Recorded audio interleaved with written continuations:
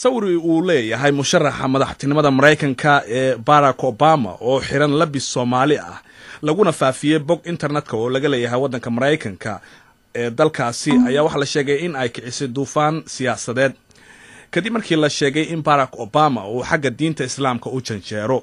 sawirka waxa ka muuqda Obama oo gacan qaadaya oday Soomaaliyeed oo ay meel wada taagan yihiin. haddaba waxaan waraysi la yeelanay odaygaasi oo ku nool magaalada Wajeer ee wadanka Kenya. waxa uu ka mid yahay guddiga nabadgelyada ee gobolka Soomaalida ay degto ee wadankaasi Kenya. magaciisa waxa la yiraahdaa Maxamed Xasan Muumin oo loo yaqaan Dhukow, waxaana uu beeniyay in Barack Obama ay ka wada hadleen arrimo diinta ku saabsan. Yusuf Garaad Cumar oo qadka telefoonka Wajeer kula xiriiray ayaa Maxamed Xasan Dhukow waxa uu weydiiyay bal in uu maqlay arrinta. wala ii sheegay oo nimanka hadda xiriirin haya way ugu imaadeen gaasad uu ku qoran yahayna waana ma sawirkaaga ma ku aragtay internetka ama jaraa'idka? waan ku arkay sawirkayga iyo ninka markaan u xirahay dhar Soomaali. maxaad istiri markaad aragtay ma sawirkaas? aad iyo aad baan ugu xanuunsaday oo oga naxay oo aad buu dib iigu keenay. maxaad adigu ugu tala gashay marka hore? maxaad ninkan Mareykanka ah oo siyaasiga ah aad dharka Soomaalida ugu xirtay maxaad ka waday? ninkan uguma uusan imaanin siyaasi tu oo sidis bishii labaad buu meesha asoo dhaligeed wato oo dad la socda meesha noogu imaaday.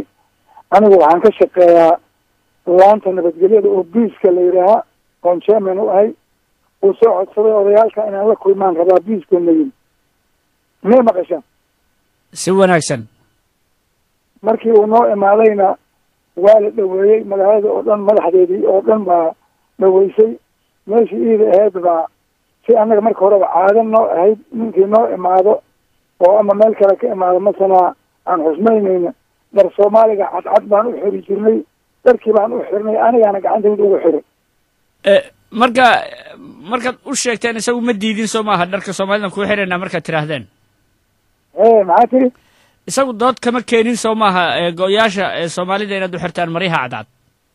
dhaqankanadi waaye oo weliba ninkii oday oo la xusmaynayo marihii u xiran lahaa oo cadcada babtada ahaa baan u xirnay. maxaad markaa ka wadeen? xushmad miyaa ka wadeen idinku? anigu nafteyda waxaan ka watay oo ama aan ka wadanay odayaalkaas ilaa 94 biiska meeshan intuu aan ka shaqaynayo nabadgelyada waxaan maalgelin hayay America. musaacado weyn baan ka sheeganaynay. markii asaga uuna warsaday odayaalkaas baan rabaa uuna yiri xurmad dheeraad ah baan u sii haynay inuu sidii naloo saacideynayay isika yar noo saacideeya darteed ayaan aad adana usii danaynay. dharkii asaga ahaa oo maryihii baftada ahayd u xirtay ma isaga qaatay mise wuu iska saaray markii dambe idinku kaga tegay? wuu iska qaaday markii asaga ahaaba intii hadlayo dhanba meel buu iska dhigay markii lagu biintaynayo iyo waxaas ma uu rabin asaga. hadalkaas waan arkay aniga waan maqlay. haddii aad tahay ninkii laanta u weyn aad baan aga xumaaday. oday baan ahay nin dan diintiisa iska wata aniga diinku ma laazimi kari. mara aan u xirayna diinku ma uu noqon hayo. magacayga meesha lagu qorayna ficnaan looma qorin. aad baan uga xanuunsaday. ruuxii soo qorayna aniga maxkamad waxaan ahayn naga dhargaaya ma jiro.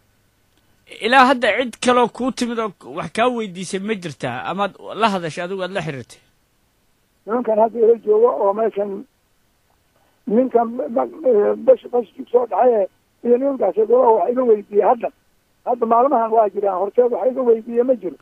Obama si aad ula xiriirtaan ma taqaanaan oo reer Wajeer haddaad tihiin xiriir ma leedihiin hadda mise si aad ula hadashaan ma taqaanaan?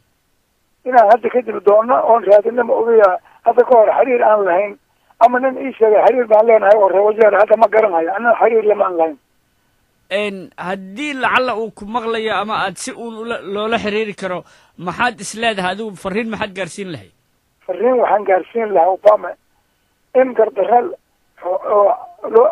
loogu soo bereeray loo xaynhayo masane wax uusan ahayn lagu sheegaya annagana nagula daray.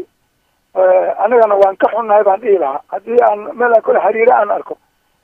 maxaad isleedahay doorashada hadda tartanka uu u tartamayo wuxuu u ordayaa inuu madaxweyne ka noqdo dalka Mareykanka? adigu ra'yi ma ka leedahay arrintaas? seed u arkaysaa? waxaan u arkayaa aniga nafteyda ama aan jeclahayba inuu madaxweynenimada u helo weliba aan ilaahay u tuugi lahaa. maxaa yeelay hadda oo banaankaa jooga baaba laigu dirahayaa oo laigu dilahayaa inuu madaxweyne hela ayaan rabi lahaa american ha maqla hadduu rabo maalintii uu idin yimid sideed u arkayseen maxaad ka fahamteen qofka shaksiga uu yahay ninkan nin wanaagsan oo xiriir wanaagsan idin la lahaa miyuu ahaa hogaamiye wanaagsan may u arkayseen see u arki karteen ya marka iyada annaga amerikaannimo un baan u arkaynay wax uuna warsaday mase uu ka shaqaynayana dadkii amerikaanka marka hore maalgelin iyo wax ku sameeyey unbuu howlahoodii iyo meelihii ay wax ka dhiseen iyo waxa unbuu fiilinhayay annaga dan kale kama aan siin lahayn laakiin markii nin xun oo fool haliid uma uusan ekayn wuxuu noola ekaa nin yaro bashaash oo aan waxaana dhex mari karaan ninkii khayr wada kaasi waxa uu ahaa maxamed xasan dhukow oo u warramayay yuusuf garaad cumar